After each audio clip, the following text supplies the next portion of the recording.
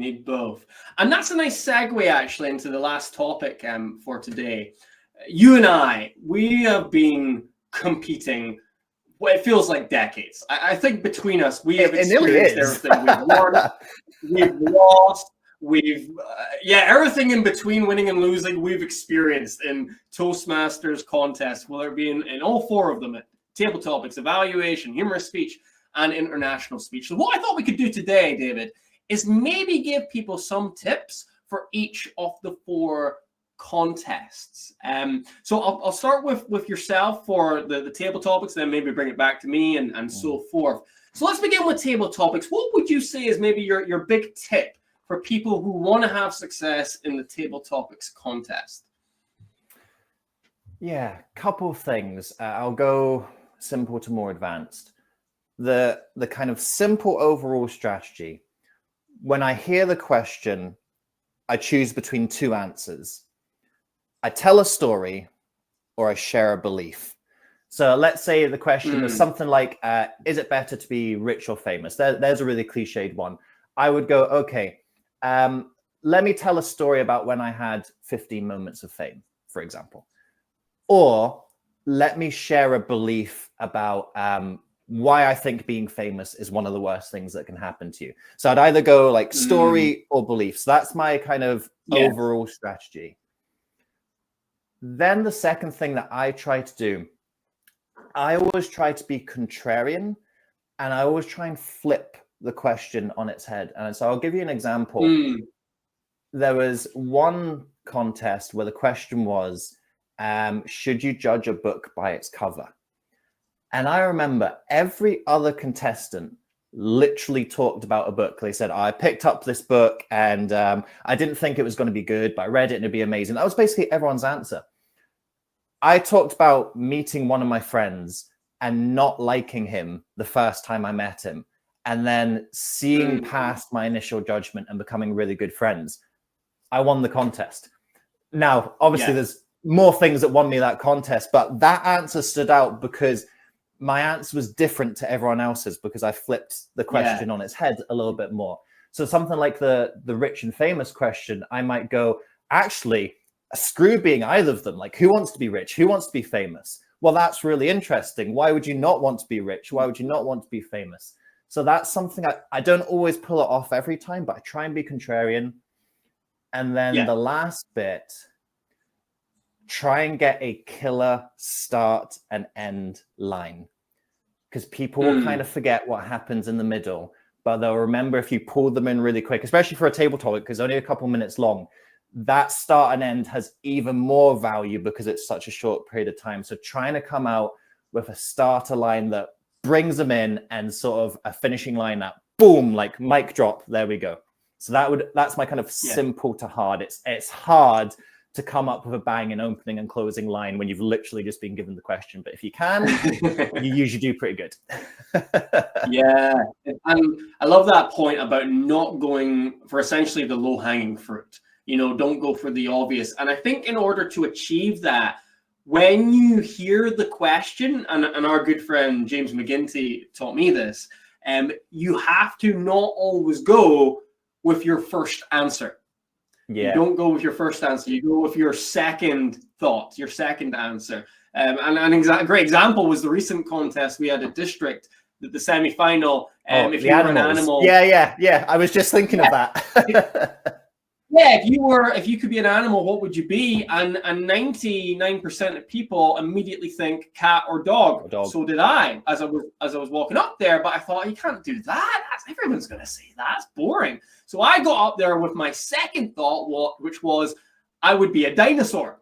And then I rolled with that. So just giving yourself that chance to come up with something unique requires often a little bit more time than the first immediate thought that comes to mind.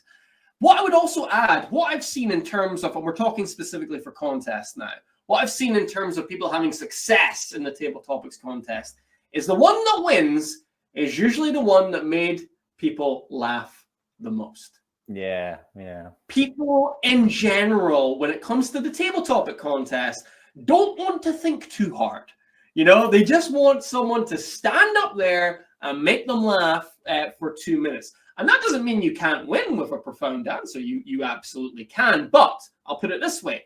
If there's two contestants, one has a profound answer, one makes the audience laugh, and they have the same ability of speaking, I'm putting my money on the one that makes them laugh. That's the way I would look on it. So try and allow your fun side to come through as you're delivering table topics. That's what I would say there for sure. Now, the evaluation contest, David, what are some of the things you go for in terms of approaching that one? Yeah, so I'm playing with a new strategy this year. We'll see how it goes come context time. So starting off with some of the basics, you win on the quality of your recommendations, not the quality of your commendations. So you've got to give brilliant recommendations. If you give brilliant recommendations and give yourself the time to explain why you should do this recommendation, why it's going to have a positive effect on your audience. Even that word why, if we bring it back to basics, everything about your evaluation is why. Why was this good thing good? Why could this improvement improve your speech? So you really win on the strength of your recommendations. The strategy that I'm playing with a little bit just now is I'm trying to make an evaluation a bit more educational. So rather than just saying, they used the rule of 3, that's good. They smiled a lot, that's good. I go, the rule of 3 is effective because it's the lowest number we recognize as a pattern. It makes the audience remember those points you said easier. So I try and explain why is that thing good rather than just saying they had good body language. They used the rule of 3. They had some good alliteration. And then it actually comes back to the start and the end again. And this you have a little bit more time to plan and think about. So I literally write down when you have the time out of the room to write your notes. I write, what is my first line verbatim? What am I saying that's going to pull them in? What is my finishing line verbatim? What am I going to say that's going to seal the deal? And I'm sure you remember the first time I ever won the evaluation contest. In fact, it was my first contest win ever.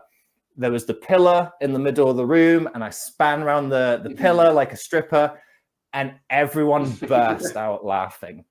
And I'm pretty sure that was the moment that I won. If I'd fallen on my butt and no one had laughed, I don't think I would have won. But because everyone laughed, and that was the last thing that they remembered, I think, obviously I did other good stuff that helped, but I think that was the thing. I nailed that, and that was the difference that made me stand out. So get your first line and last line there, build really strong recommendations, and try and make your whole thing educational. No, I do remember that spin. I mean, wow, that was quite something. I don't think I'll ever forget that. In the memory. For good or worse, but what I would also add to that, you're right. The recommendations are paramount. And what I would encourage people to do is be brave with your recommendations. Be brave, because what most people just go for is they'll say, oh, you could have gestured more. Oh, you could have had a little bit more volume to your voice. They'll go for all of this delivery stuff, which you should do. You should have one for that. But I want people to try and be brave when it comes to content. So if you didn't like the start of a speech, say why you didn't like it, and then provide an alternative opening for the start of the speech, Or if you didn't like a story, say, I think that story was not as effective for supporting your point. It could be better if you told a story about this area of your life. Little things like that, almost big things that make a huge difference to the speech, the content of the speech, I believe do very, very well, because most people don't go for them, and most people don't even think them. And if you are in the position where you are actually teaching the audience, the judges, even your other contestants, now that is when you're really winning that contest, I believe. Okay, so that's 2 of them done. Let's move on to humorous speech. Humorous speech contest, you've had quite a bit more success in this one than I have. How do you approach telling wacky, funny stories about yourself? Sure. I think a big winner is always self-deprecating humor. there's so many different types of humor that are hit or miss. Some people really like slapstick humor. Some people really don't like it. Some people really like clever plays on words and puns. Other people don't get it. And then, of course, you've got all the touch points of potentially sensitive. You're poking fun at someone else. Will someone be offended because you've poked fun at someone else? No one will ever be offended when you poke fun at yourself. So I think self-deprecating is a really core thing to build around. The second thing I would say is layering your humor. And when you look at the world of stand-up comedy, and you've actually done stand-up comedy, so I think you'll know this better than me, is a one-liner isn't that funny. What makes things funny is when you build up the humor over a series of anecdotes, lines. So if you look at a stand-up comedian, they'll tell a story in the beginning that will be kind of funny. They'll go further on in their set, tell another story, and something in that story links back to the first story, and you get a bigger laugh because there's this joining up between them. And then they'll do another callback later. And so the third story that they tell is so much funnier because they've told the first two stories that lead into it. So that's layering of humor. And then the third thing I would say is you don't have to tell the truth. Like, you don't have to tell the truth. You can embellish, you can outright make up stuff. That you're not in a court of law. You're not committing perjury. If something is funnier through fiction, tell it through fiction. But saying that, I still think real life is stranger than fiction. So base what you're doing on real life and then think, how can I make what happened in real life funnier? And it doesn't matter if you have to make up stuff or invent things. So this is your one permission where you're allowed to lie in a speech. Good point. Someone once said to me, a story does need to be true, but it doesn't need to be accurate. Yes. And that probably is exactly what you're touching on there. It needs to be rooted in something what happened. But in terms of the finer details, you could exaggerate, you can embellish a few things there to make it a bit more funny. I love those points, and especially the layering as well. That is great for just creating a good structure to your speech in general. Even if it creates laughs, it creates structure. What I would say is this contest, from my perspective, is all about the story, the topic you decide to go with. And I think what is critical here is that you go with a topic, you go with a story that makes you laugh. Something that genuinely, and I'm not talking makes you laugh in hindsight, I mean, as it was happening, it made you bellow with laughter, where you're almost like crying and couldn't contain yourself. So I think that's really important. I mean, I told, for instance, in that stand-up set, I told a story about my dad and how he bought this expensive champagne, and it ended up with me and him being sick in a lane together because of that champagne, So, and that was something which I just found awful in the moment, but also funny in the moment too. And I thought it would be good to share, and it was when I was on the stand-up stage. So I think that's key. If it makes you laugh, it's far more likely to make the audience laugh as well. Let's move on to the big one then, right? The one everybody wants, the one everybody is interested, the one everybody works hard at, especially. The International Speech Contest. This is all about a 7-minute speech. It's inspirational in nature, and it has all these different rounds which eventually lead to the World Championship of Public Speaking. What has your experience been so far in the contest, David, and what have you learned from that experience? Sure. So this was the first one that I had a little bit of success in. I kind of won the first couple rounds, got to my first national competition in it. I think I've really noticed how I used to compete pre-COVID and how I used to compete post-COVID. And what's really been that change for me is when I started practicing the speech in other clubs that weren't local, like going to clubs all around the world and practicing speeches in front of them, because you get these new perspectives on what you can do with a speech. You get the cultural understanding of language that doesn't work, or ideas that don't make sense, or how even like your voice can be clearer, accent, tone, all these kind of things. In those like last couple of years since COVID's come in and since I've been practicing speeches around the world, that has just, I feel that's really supercharged my speaking, and I'm more than twice the speaker I was, purely because of that of getting more input, more feedback, more understanding of the process. So that's been huge for me. I think also you're going to be doing a lot of work on this. Like, it's months and months of work, and it's sometimes months and months of work and you don't get the outcome you're looking for. Like, that happened to me this year. I didn't get the outcome I was looking for in my speech this year. And I'd like worked so much on it, and I was absolutely gutted. And to be honest, like, I still am gutted about it. But you have to hold on to the, why am I putting myself through all of this work and all of this stress? So what is the, I know it sounds really cheesy, you know, like Simon Sinek, blah, blah, blah. What is the why behind why you're doing that speech? And that strong driver needs to push you through everything, because if you don't have it, you're not going to do the work. You're not going to go on 3 different Toastmasters meetings a day, deliver the same speech. You're not going to go, yeah, this is it, I've got it. And you get one little bit of feedback and you go, oh no, I've got to start all over again and do something different. You've got to have something that pushes you through that work. That's your North Star. And if you don't have that North Star, I know this sounds harsh, don't bother entering. Not in terms of like a nasty way, but I'm like, you will struggle to go through the process and go through the stress if you don't have that one driving thing behind it all.